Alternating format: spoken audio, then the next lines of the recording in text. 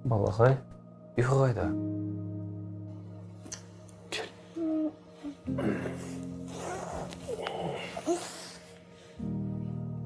Ертегі айтып берейін ба?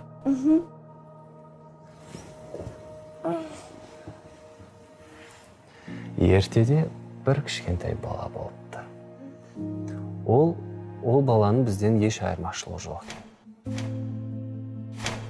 Балам, ештеңеден қорықпа. Алған бетіңнен қайтпасаң, мақсаттарың бәріне жетесің.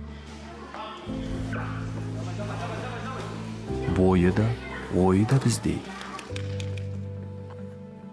Ол да қараңғыдан қорқады екен.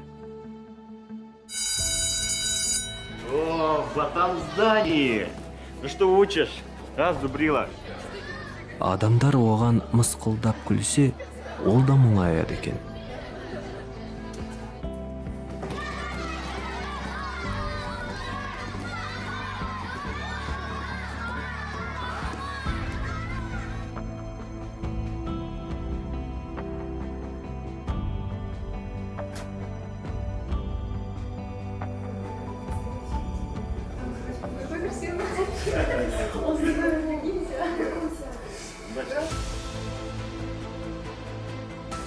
Ол да қиыншылықпен бетпе-бет кездескенде таңдау жасауда қателесуі мүмкін.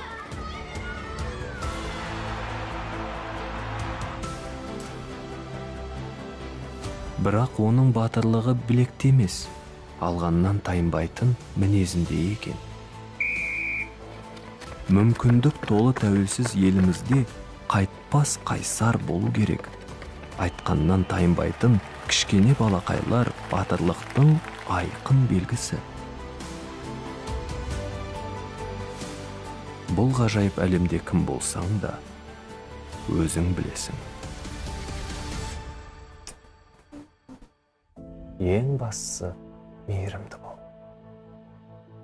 Қазіргі жастарымыз ол дүние жүзінің азаматы болды.